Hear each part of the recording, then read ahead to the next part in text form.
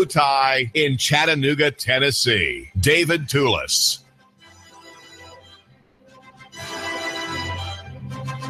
Yes, it's 800-8949, 800-8949. David Tulis.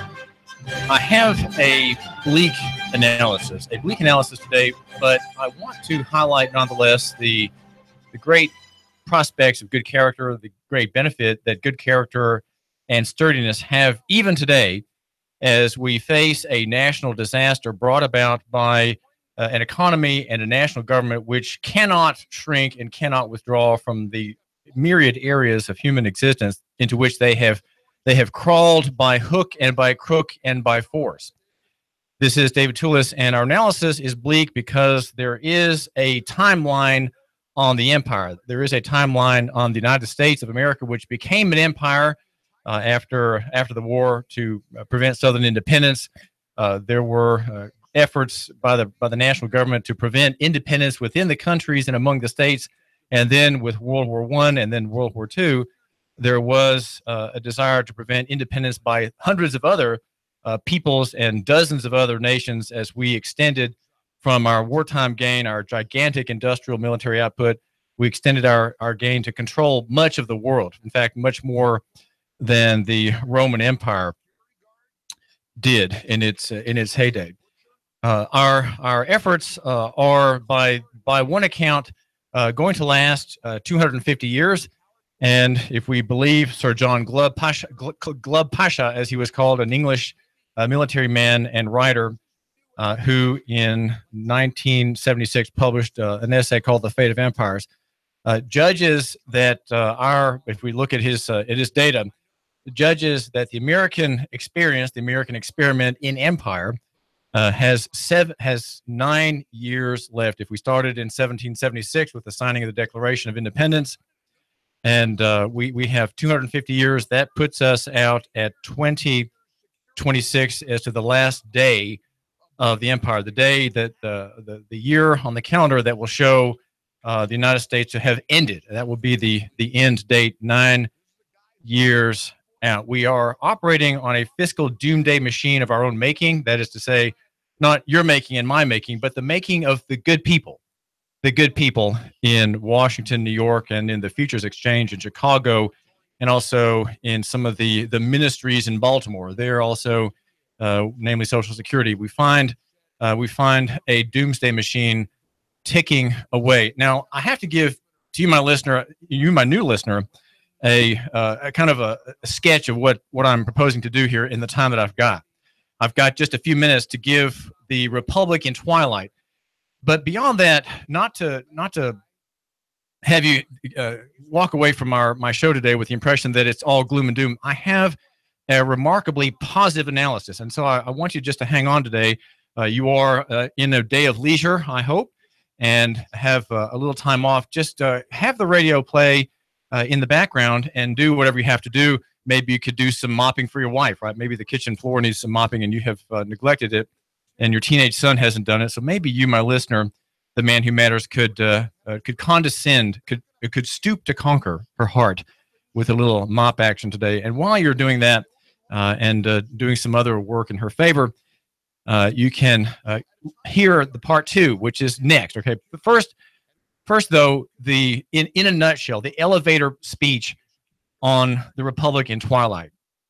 And I'm inspired to give this analysis because I went Saturday at 10 a.m. to Dayton and took part in the God and Country rally. I didn't really take part in it. I reported on it and made video about it. It was a very nostalgic event. Now, of course, June Griffin was there, age 77, the matron of the Constitution, if you will. She is the defender of constitutional prerogatives, of limited government, of equity and law, and of the Christian analysis. She makes a Christian analysis at almost every point. And though she is seen as a gadfly and kind of a pest by some people, she really is a remarkable enthusiast for constitutional government and for all that is implied in the Battle of Concord, all the battles that were won, the raising of constitutional government. And she has you might say, a conventional view of the founding. The meetings in Philadelphia were not a coup. They were rather the establishment of our republic. And she has a favorable view of our founding, as of course do people such as Judd Matheny, who's a state representative running for Congress, and May Beavers, a state senator running for governor. All spoke briefly at the beginning of this event in Dayton in the courthouse where John Scopes was convicted, and in a brave conflict over evolution and the Butler Act, which had been adopted in Tennessee to prevent the teaching of this wonderfully attractive materialist heresy, if you will, that has turned eugenics into a very strong force indeed. The eugenics movement, which of course disfavored blacks and poor people, and brought us abortion, infanticide, and many other marvels of our modern republic.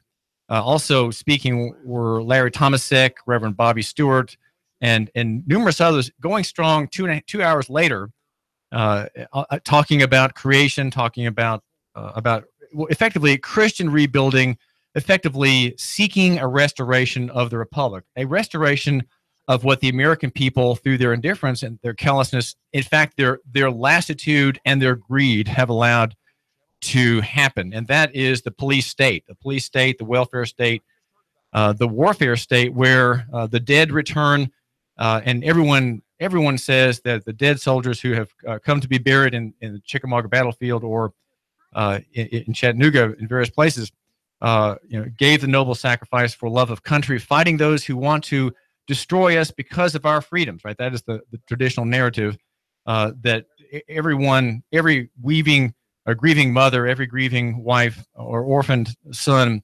will hold to. It was a nostalgic event in Dayton for what has been lost, but much has been lost. The republic is in twilight, and that is because the republic, the national government, and the coterie of hangers-on, which are all for-profit businesses, have an ontological necessity to expand.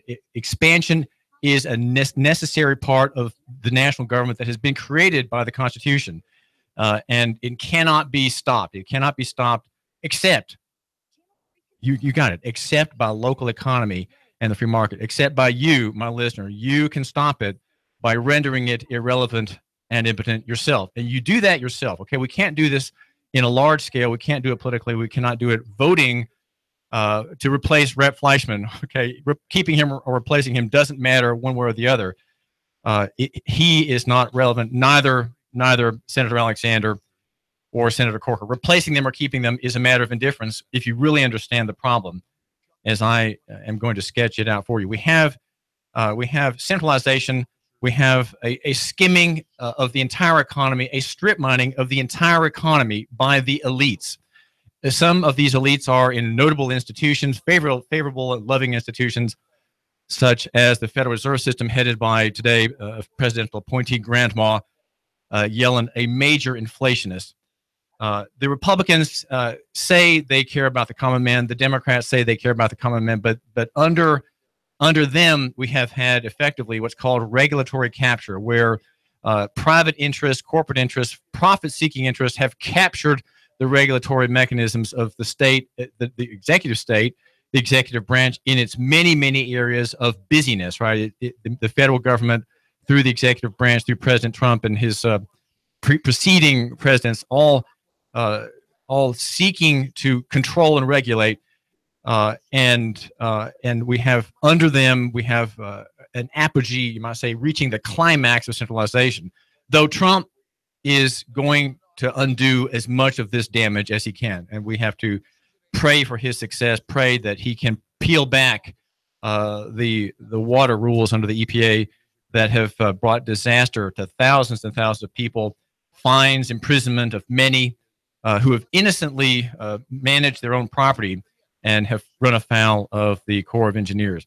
We have under these two parties a centralization that reached really its apogee decades ago. Right, the acme, the high point, the apogee reached long ago. We're not there now, right? It's not just ahead. It was reached long ago.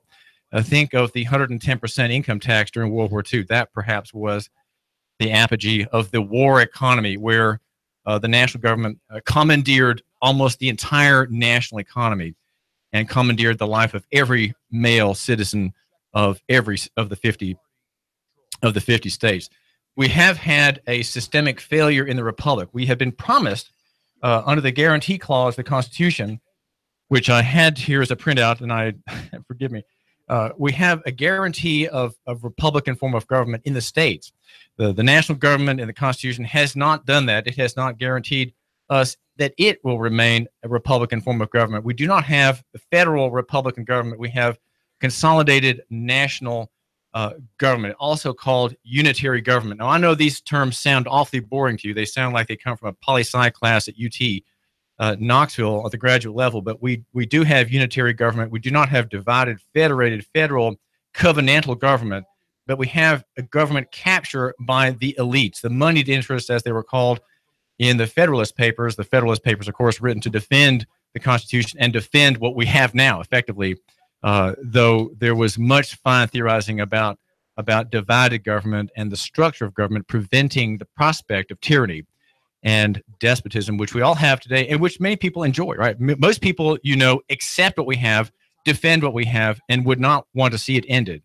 Even conservative Republicans have a stake in the system as it is now. Of course, they're not being consistent, but when their own interests are in view, their own interests are at stake, their own subsidies at risk, they will defend the whole to keep their part. And so we cannot rely on the parties to end structuralization. What we have had is remember now where I'm going with this. I'm getting to the point where local economy is to be understood by you, my listener, here at Nooga Radio as the answer. The answer to the Republic's demise is local economy and the free market. We should not be nostalgic as those 50 people were Saturday in Dayton, because that's all who came. About 25 protesters, humanist, atheist type people, progressives, and the other 25 either speakers or listeners at a not well attended event sponsored by the Tennessee Pastors Network. Say about half and half. Few people, though it is the 4th of July weekend, were there. Not much interest in constitutional government. Constitutional government, or as June Griffin describes it, Americanism, is a dead letter for most people. It does not trigger an interest. It does not excite their interest. We are not caring about these forms that once protected us and which theoretically could protect us, but which have been overwhelmed. Forms of government, forms of constitutional power, overwhelmed by events, overwhelmed effectively by greed, the greed of the people who have captured the federal state. We have structural limits, right? We had the Constitution gave structural limits to the national power, but these self-limiting mechanisms has failed. As I mentioned, the guarantee clause is ignored. The government is owned. It is steered by the fact that government is not bound by the power of taxation. It can create its own programs, its own wars, by borrowing into existence trillions and trillions of dollars. The national debt is at about $20 trillion right now. The outstanding obligations of the national power are, the war, we spent $4.8 trillion, according to Brown University, on the war, and the interest on the payment for the wars in Afghanistan under the Republicans and Democrats will be by 2053, $7.4 trillion just in interest payments alone. The national government has an outstanding debt. I'm looking for the figure here. I think in the area of about $175 trillion. That's not the paper itself, but those are the promises to pensioners and many others, counting on the federal dole. Piggly Wiggly's collapse recently, stock collapse in this year, covered by the Post and Courier. A remarkable story of how the elites strip companies. That one owned by a very famous local Southern chain, not local, but a very famous Southern grocery chain, beloved by its workers, owned by the workers, their shares in February collapsing down to worthlessness. We have a failure in the Republic culturally as well. The national government has poured poison and acid upon the people by not protecting the rights of the people in their states and through their states to define their own futures. And that's been done by national opinions. These are simply opinions out of Washington, out of the Supreme Court. Most recently, Obergefell versus Hodges, 2015. purportedly defining marriage so that now queers can marry, homosexuals can marry, sodomites can marry, female and male homosexuals and lesbians can unite in marriage, the definition of marriage, seized by the national power from the states. Roe v. Wade, 1973, destroying 60 million children, male and female, including black children. Okay, I want you to know that the national power, the white guys on the court, allow for the destruction of millions of black baby girls. Think about that. We don't have fault in divorce anymore. No fault divorce across the country. I think it's in the federal system as well. By strict liability laws, Congress has imposed a kind of terror economy upon regulated areas. There is also this sense in which the national government has disappeared under the insurance form of government following the insurance model, reducing risk and imposing safety controls at every turn to reduce its cost. That's what happens when you have socialism. You have the insurance model. This system is designed to prosper the 0.1% of the elite. Their benefit and your loss is that they have socialized risk. In other words, they have offloaded risk upon the taxpayer, and they have privatized profit. The states, you thought the state was your defender. You think somehow Tennessee is on your side. It will defend you against federal depredations. No, it will not, and it cannot. The states are servile copies of the United States. Think of the police abuse case. I'm thinking of the 2013 case out of Texas, where two women were in bikinis, were body cavities searched on the side of a highway in public by two. I'm trying to think of the name of the county. By two county deputies, oral body cavity search. In another case, just coming my way, incidentally, a horrifying dash cam video showing a cop chasing a motorcyclist without a helmet, 110 miles an hour, down the streets in Berkeley County. Deputy James Van Sant chasing Robert Lee Clark, and then hitting him twice. The second time, bowling his bike over at about 90 miles an hour and killing him. The motorcyclist blamed for his own death by the accusation that he downshifted too abruptly, and the car came up behind him and killed him. And the cops blaming him somehow because he had a little bit of weed and something that looked like a cigarette on his person. Somehow this made him liable for death. The states have picked up what the federal government has imposed from above. The states have shared in the rejection of dissent. Now, dissent is important. Dissent is a feedback mechanism. Dissent allows for a system to be sustaining.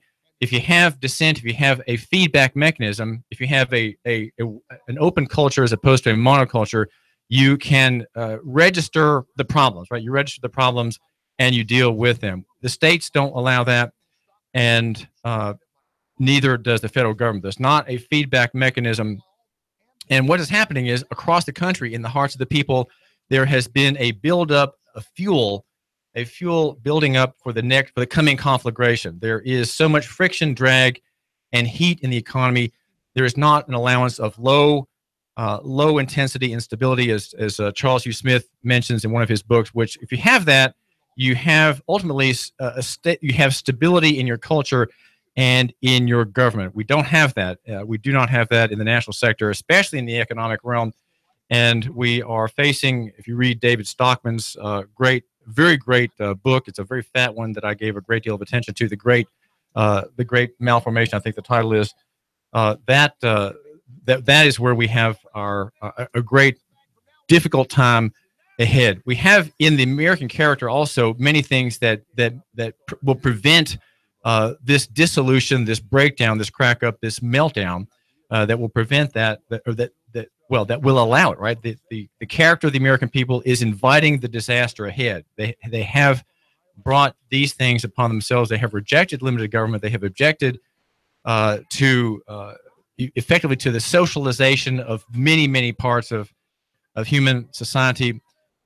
Children are taught rampant selfishness. We have public schools that dictate materialism, that dictate employability, right? That dictate servility. We have rampant pornography. We have rampant baby killing, a continuing commodification of labor and talent.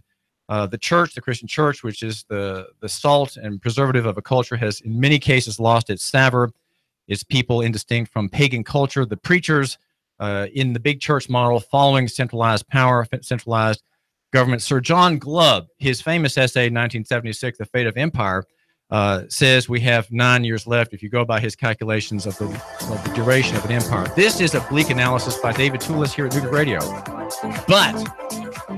But there is the other side. And that is, of course, on the other side of some important announcements I have to make to you, my listener here. And that is, what are the solutions? There is a solution to these problems.